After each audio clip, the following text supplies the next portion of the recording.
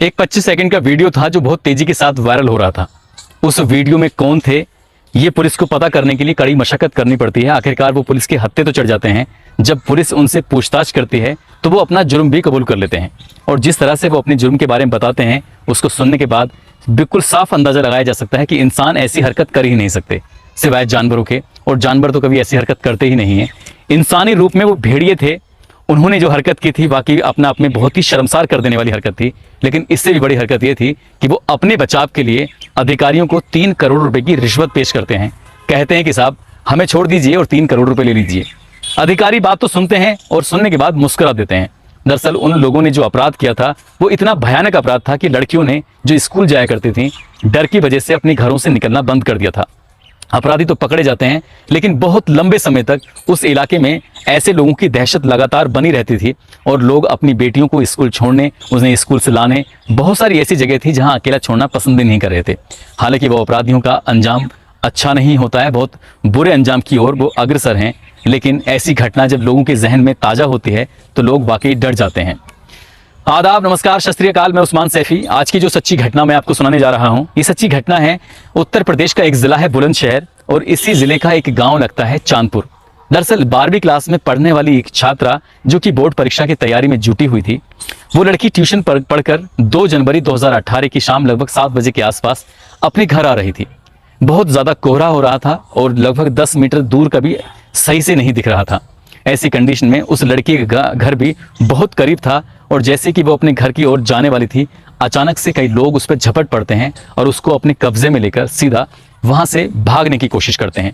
लड़की का एक चप्पल होता है जो गिर जाता है, मोबाइल होता है छूट जाता है, उसका बैग होता है वो भी छूट जाता है, और कुछ ऐसी उसकी निशानियां थीं जो छूटती चली जाती हैं और दूर तक फैल जाती हैं। वो लड़की अचानक से गायब हो जाती है, और इसी के घर वाले जब अपने घर के दहलीज पर उसका इंतजार कर रहे थे कि लड़की काफी देर से नहीं आई है, तभी उनकी नजर पहुंचती है उस बैग पर जो कि उसकी स्कूल का बैग था जिसमें उसकी किताबें रखी हुई थी। वो अपनी बेटी के उस बैग को लेकर बहुत ज्यादा चिंतित हो जाते हैं और आगे बढ़ते हैं तो उनका मोबाइल भी पड़ा हुआ था, साथ ही और आगे बढ़ते हैं तो उसका चप्पल पड़ा हुआ है और कई ऐसी जरूरत की चीजें थी जो लड़की की पड़ी हुई थी। तभी घर वालों को ये अंदाजा लगाने में जरा सा वक्त नहीं लगा, तुरंत ही उन्होंने कंट्रोल रूम 112 को फोन किया, और ये फोन पहुंचता है सीधा उत्तर प्रदेश की राजधानी लखनऊ में। लखनऊ से बुलंदशहर पुलिस को आदेश होता है कि एक लड़की का अपहरण कर लिया गया है। अपहरण किसने किया है, क्या बात है, क्या नहीं, जल्दी से मौके पर जाइए। 112 नंबर की पुलिस और नगर कोतवाली पुलिस दोनों ही मौके पर आते हैं, और वहां जाकर जब बातचीत करने लगते हैं तो उन्हें भी सिम्टम्स ऐसे ही नजर आ रहे थे कि लड़की के साथ कोई बड़ी भयानक वारदात हुई है। तभी परिवार वालों से तहरीर ली जाती है और 10 मिनट के अंदर अंदर मुकदमा दर्ज कर लिया जाता है। पुलिस के लिए एक सवाल था कि आखिरकार इस घटना को किसने अंजाम दिया है। पुलिस ने उस लड़की के मोबाइल की जो CDR थी और लोकेशन थी उसको निकलवाया, और उस लोकेशन के आधार पर रात में ये पता चल जाता है कि ये लड़की 2 लड़कों से ज्यादा बात किया करती थी। अपने कुछ फोटोग्राफ्स उनको शेयर करती थी, उनके फोटोग्राफ्स खुद भी शेयर करती थी। पुलिस ने कोई भी चांस नहीं लिया और उन दोनों लड़कों को हिरासत में ले लिया। उनसे जब पूछताछ करती है कि इस घटना के दौरान तुम कहाँ थे, तो वो इधर उधर की बातें करने लगते हैं। लेकिन पुलिस ने जब उनसे सख्ती से पूछा तब भी वो कोई ऐसी बात नहीं बता पाए, और पुलिस, ग्रामीण, सैकड़ों लोग पूरी रात उस लड़की को ढूंढते रहते हैं। लेकिन 2 जनवरी की पूरी रात वो लड़की नहीं मिलती। 3 जनवरी आती है, फिर लड़की को तलाशा जाता है, फिर भी लड़की नहीं मिलती, और पुलिस इन 2 लड़कों के आधार पर और लड़कों को हिरासत में लेती है, और ये हिरासत में लेने की संख्या अब 10-12 से लेकर 15 हो जाती है। लेकिन 15 लड़के भी इस लड़की के बारे में कोई ऐसी बात नहीं बता पा रहे थे जिसके आधार पर यह कहा जा सके कि लड़की इनकी वजह से गायब हुई थी। लड़की को लगभग 48 घंटे बीत जाते हैं, और वो कहाँ हैं, किस हाल में हैं, कि कौन उसको लेके गया है, ये अभी पता नहीं कर पा रहे थे। और लगभग 4 दिन के बाद उस लड़की की दादरी का एक इलाका है, उस इलाके का एक गांव लगता है बील अकबरपुर और भोगपुर, वहां पर रजवाया है। रजवाया के अंदर लगभग ये 2 तारीख की घटना है, 2 तारीख को गायब होती, और 4 दिन के बाद यानी कि 6 जनवरी को उस लड़की की इस रजवाहे में लाश मिल जाती है। और उस लड़की की लाश मिलती है, घर वाले पहचान लेते हैं उसके कपड़ों के आधार पर, और उसके बाद ये पता चलता है कि इस लड़की के साथ बहुत ही भयानक घटना को अंजाम दिया है।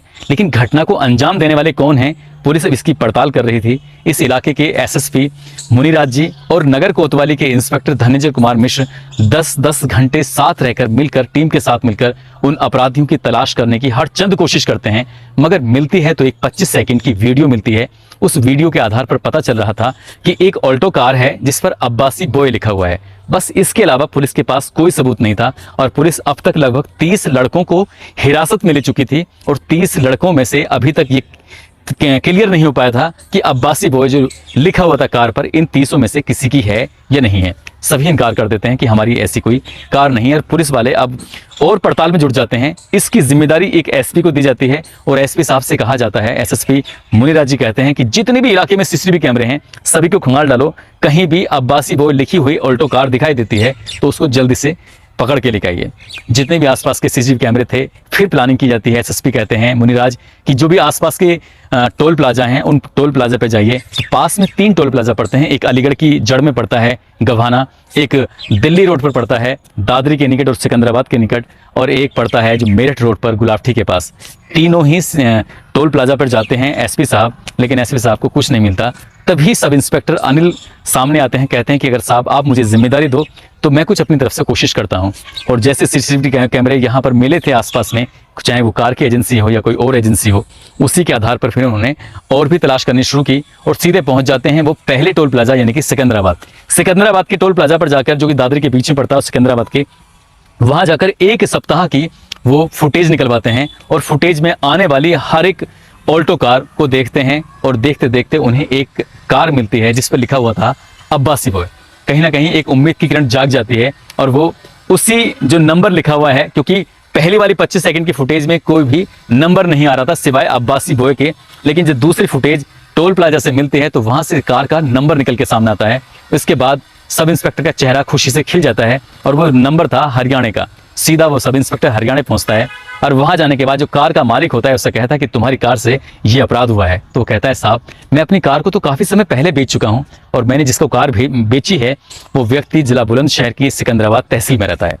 पुलिस वाले इस मामले को गंभीरता से लेते हैं। सब इंस्पेक्टर आकर इंस्पेक्टर धनंजय कुमार मिश्रा से और एसएसपी मुनिराज जी से ये बात कहते हैं कि साहब ये मुझे लीड मिली है। और उसके बाद पुलिस पूरी तैयारी के साथ सिकंदराबाद में जाती है और जिसने कार खरीदी थी उसी लड़के के पास पहुंचती है जिसका नाम होता है जुल्फिकार से जब उसको पकड़ती है तो फिर एक और नाम सामने आता है जिसका नाम होता है इसराइल, और फिर एक और नाम सामने आता है जिसका नाम होता है दिलशाद। पुलिस जुल्फिकार और उसके दोस्त को दूसरे को वो पकड़ के ले जाती है। तीसरा दोस्त पुलिस की गिरफ्त से भागा हुआ था। अब इन दोनों को लाने के बाद जब इनसे पूछताछ की जाती है, उधर जब पुलिस ने लगभग 25 लड़कों से जब पूछताछ की थी इसी मामले में, जो 2 से 10 हुए, 10 से 15, 15 से 20, 30 इस तरह से, उनमें से 2 लड़के ये कह बैठते हैं कि साहब हमने ही इस लड़की को मारकर और दादरी की नहर में फेंक दिया था, हमने इसके साथ बलात्कार किया था। पुलिस के लिए बहुत आसान काम हो चुका था, पुलिस को बस गिरफ्तार करना था, उनको जेल भेजना था। लेकिन यहाँ पर 2 ईमानदार ऑफिसर जिनकी जितनी भी तारीफ की जाए शायद उतनी ही कम हो, क्योंकि उत्तर प्रदेश का ऐसा कोई ऑफिसर नहीं है जो कि मुनिराज आईपीएस ऑफिसर को ना जानता हो, उनके कार्यकलाप को ना जानता हो। वैसे ही धनंजय कुमार मिश्र हैं जो कि फिलहाल जिला मऊ के सीओ सिटी हैं और आईपीएस मुनिराज जो कि गाजियाबाद के एसएसपी हैं। इन दोनों ऑफिसर के पास जब बात पहुंचती है उन्हें यकीन नहीं हो रहा था कि जिन लड़कों ने अपनी इस अपराध को स्वीकार कर लिया है, उन्हें लगता है कि अभी कुछ ऐसा बाकी है जो अभी अधूरा है।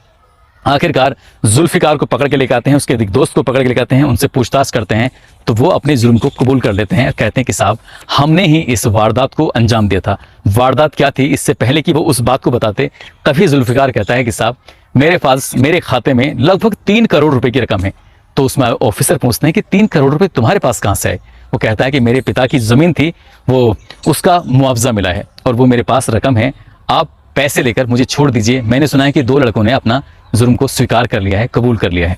ऑफिसर इस बात को सुनकर हंस देते हैं, मुस्कुरा देते हैं। उन्हें पता नहीं था कि वो किससे बात कर रहे हैं, वो भी ईमानदार ऑफिसर से, एक आईपीएस ऑफिसर मुनिराज जैसे ऑफिसर से। इंस्पेक्टर उस टाइम इंस्पेक्टर थे, फिलहाल वो डीएसपी हैं धनंजय कुमार मिश्र। वो भी हंस देते हैं, मुस्कुरा देते हैं। और उसके बाद जब उनसे जब सख्ती से पूछताछ की जाती है, पुलिस अपने तरीके से जब पूछताछ करती है, तब वो तोते की तरह सच बताना शुरू कर देते हैं। वो कहते हैं कि साहब 1 जनवरी को नया साल होता है, उनके पास बहुत सारा पैसा था, वो सोच रहे थे कुछ मौज मस्ती की जाए। 1 तारीख को वो पूरे आसपास के इलाके में घूमते हैं और अपने दोस्त यानी कि इसराइल दिलशाद के साथ मिलकर जुल्फिकार प्लान बनाता है कि रास्ते में चलेंगे, कोई भी लड़की दिखाई देगी जो सिर्फ पतली होनी चाहिए और खूबसूरत होनी चाहिए, ऐसी लड़की दिखाई देगी तो उसको हम किडनैप करेंगे। किडनैप करने के बाद उसके साथ गलत काम करेंगे। 1 जनवरी तो ऐसे ही निकल जाता है। 2 जनवरी को वो सिकंदराबाद से भोर चौराहे पहुंचते हैं, भोर चौराहे से सीधा जाते हैं MMR मॉल होते हुए चांदपुर की तरफ जा रहे थे। और जैसे ही रेनॉल्ट का शोरूम आता है, एक कार का शोरूम आता है, उस कार के शोरूम के पास एक लड़की साइकिल से जा रही थी और उन्हें तुरंत ही ये भांप लेते हैं, लड़की अच्छी है, बैग लटका हुआ है उसके। उस लड़की को 2 लड़के एकदम से भाग के पकड़ने की कोशिश करते हैं। महज 10 मीटर की दूरी पर ही उसका घर था और जब उसको पकड़कर कार के अंदर खींचते हैं तभी उसकी साइकिल छूट जाती है, तभी उसका मोबाइल, बैग, चप्पल ये छूट जाता है और उस लड़की को वो अपनी कार में डालते हैं। यहाँ से कार में डालने के बाद सीधा बुलंदशहर की देहात कोतवाली के सामने होते हुए चोला रोड से होते हुए फिर खुर्जा और सिकंदराबाद का एक मार्ग लगता है, उस मार्ग से सीधा चल देते हैं हाईवे की तरफ और बारी बारी से उस लड़की के साथ रेप करना शुरू कर देते हैं। लड़की विरोध करती है तो उसका मुंह दबाकर उसके साथ तीनों गाड़ी चल रही थी। अब बारी बारी से कभी जुल्फिकार, कभी इजराइल, कभी दिलशाद, इस तरह से उसके साथ रेप करते चले जाते हैं।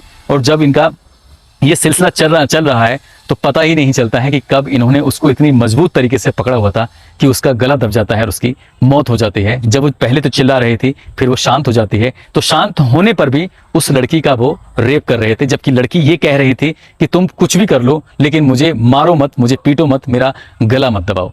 उन्होंने लेकिन उसके साथ वो घिनौनी हरकत करते रहते हैं। लड़की काफ़ी विरोध करने की भी कोशिश करती है, उसको मारा जाता है, पीटा जाता है और ये कम से कम 20-30 किलोमीटर के सफ़र में या 40 किलोमीटर के सफ़र में बारी बारी से गाड़ी धीरे चल रही थी, बलात्कार करते चले जाते हैं। और जब ये टोल प्लाजा के पास पहुंचते हैं तब इन्हें पता चलता है कि जिस लड़की का ये रेप कर रहे हैं, बलात्कार कर रहे हैं, वो तो मर चुकी है, मरी हुई का ही कर रहे हैं। तब जुल्फिकार से कहते हैं कि जुल्फिकार ये तो मर चुकी है, आप क्या करें।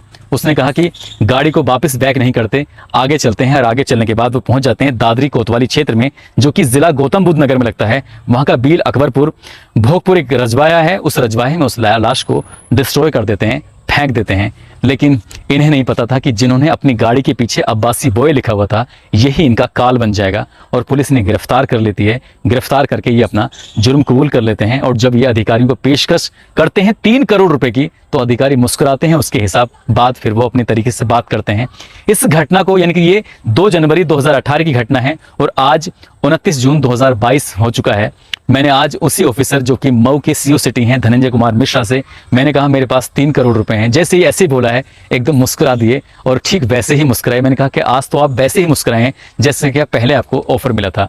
वो कहते हैं कि ईमानदारी की काम करने की कुछ कीमत ही अलग होती है और जो हमने कमाया है वो शायद हर कोई नहीं कमाता। वाकई ये अधिकारी सैल्यूट के हकदार हैं और इनसे ज्यादा सैल्यूट के हकदार हैं IPS ऑफिसर मुनिराज जी। ऐसे ऑफिसरों को हर तहसील पर, हर जिले पर, हर जगह पर होना चाहिए ताकि बेटियों को इंसाफ मिल सके। जब ये घटना कारित होती है तो इस घटना के बाद लड़कियों में दहशत बैठ जाती है, क्योंकि हैरान करने वाली बात यही है कि इन तीनों अपराधियों ने घर से निकले थे कि आज सिर्फ मौज मस्ती करते हैं, लड़की कोई भी मिले उसके साथ बलात्कार जो करना है, खाते हैं पीते हैं, उसके बाद फिर इसका बलात्कार करते हैं। लेकिन पुलिस ने एक एक सबूत को बड़ी बारीकी से इकट्ठा किया और बारीकी से इकट्ठा करने के बाद इसके मामले की चार्जशीट लगाई जाती है और चार्जशीट लगाई जाती है बहुत ही अच्छी तरीके से। और उसके बाद फिर मामला कोर्ट में ट्रायल चलता है और मार्च 2021 को अपर सत्र न्यायाधीश पोक्सो एक्ट के जो जज हैं राजेश पाल सर, वो इस मामले में अपना फैसला सुनाते हैं। और जब ये फैसला सुनाते हैं तो इस फैसले की गूंज वाकई पूरे प्रदेश में गूंज जाती है। वो कहते हैं कि इन तीनों अपराधियों को, बाद में वो तीसरा अपराधी भी पकड़ा जाता है, जुल्फिकार का जो तीसरा साथी होता है, वो कहते हैं इन तीनों अपराधियों को सजाए मौत का हुक्म सुनाया जाता है। इन्हें तब तक फांसी के फंदे पर लटका के रखा जाए जब तक क्या इनके प्राण ना निकल जाएं। और वो 3 करोड़ रुपए उस लड़के के रखे रह जाते हैं और आज भी वो लोग जेल में अपनी ज़िंदगी बिता रहे हैं। लेकिन जब ये जेल चले जाते हैं और उसके बाद 2021 के मार्च के महीने में ये फैसला आता है, तब कहीं जाकर लड़कियों के अंदर एक हिम्मत बनती है कि बुरे काम का बुरा नतीजा होता है। और ये आखिरकार ये लड़के जब पकड़े जाते हैं, उनको फांसी की सज़ा सुनाई जाती है, तो माँ बाप भी इस फैसले से खुश होते हैं। इस लड़की के परिवार ने भी इस फैसले का स्वागत किया और सबसे ज़्यादा स्वागत होता है IPS ऑफिसर का, और वो उस दौर में इंस्पेक्टर रहे थे धनंजय कुमार मिश्रा का। दोस्तों, इस घटनाक्रम को सुनाने का उद्देश्य किसी को परेशान करना नहीं है, किसी का दिल दुखाना नहीं है, बल्कि आपको जागरूक करना है। खासकर बेटियों को, जो अगर रात में वो कहीं ट्यूशन पढ़कर आती हैं, तो ऐसी कंडीशन में घर वालों की जिम्मेदारी बनती है कि वो अपनी बेटी के लिए कम से कम वक्त निकालें और किसी न किसी जिम्मेदार सदस्य को उनके साथ भेजें, क्योंकि अब वक्त पहले जैसा नहीं रहा है। लड़कियां इतनी ज़्यादा सेफ सुरक्षित नहीं है, क्योंकि भेड़ियों की कमी नहीं है। इंसानी शक्ल होती है, इंसानी कद काठी होती है, लेकिन अंदर उनकी जानवर होता है। वो कब जाग जाए किसी का कुछ कह नहीं सकते। जाते जाते मैं आपको बताता चलूँ, आज दिलावर हुसैन हैं, इनकी बेटी उन मासूम अख्तर जो कि असम में रहते हैं, इनका आज जन्मदिन है। आपको जन्मदिन की बहुत सारी शुभकामनाएं। इंदौर के कमलेश सिंघानिया हैं, आज इनका भी जन्मदिन है। और लखनऊ के राखी श्रीवास्तव हैं, आज इनका भी जन्मदिन है।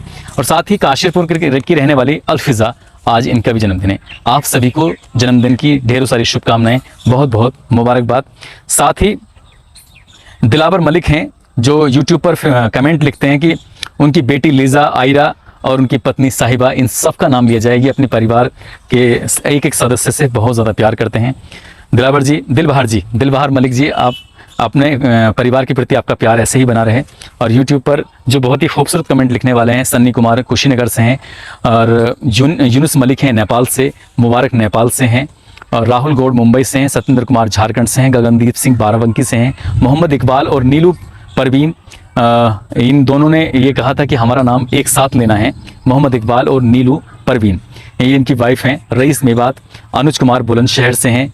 और फेसबुक पर कमेंट करने वाली रितु सिंह रावत, विकास शुक्ला, मोहम्मद हुसैन मुरादाबाद से हैं, राम लखन लोधी इंदौर से हैं, काशीपुर से पंकज पंडित हैं, और आरिफ खान सोनीपत से हैं, कमरू भाई राजस्थान से हैं, प्रदीप आनंद रांची से हैं, ओम प्रकाश बिहार से हैं, पूरन सिंह नेपाल से हैं, पदम सिंह नेपाल से हैं, मोमराज सिंह दिल्ली से हैं। मोमराज भाई, आप बहुत नाराज़ हो रहे थे, प्लीज़ आप नाराज़ मत होइएगा, आप लोगों से ही मैं हूं। और आप लोग कमेंट करते हैं, आप लोग हौसला अफजाई करते हैं, तो मेरी कोशिश रहती है कि मैं अच्छी अच्छी कहानियां आपको लेके आऊं। अगर आप नाराज़ होंगे तो इस तरह से काम नहीं चलेगा। आप सभी का दिल से धन्यवाद। अपना ख्याल रखें, सुरक्षित रहें। जय हिंद, जय भारत।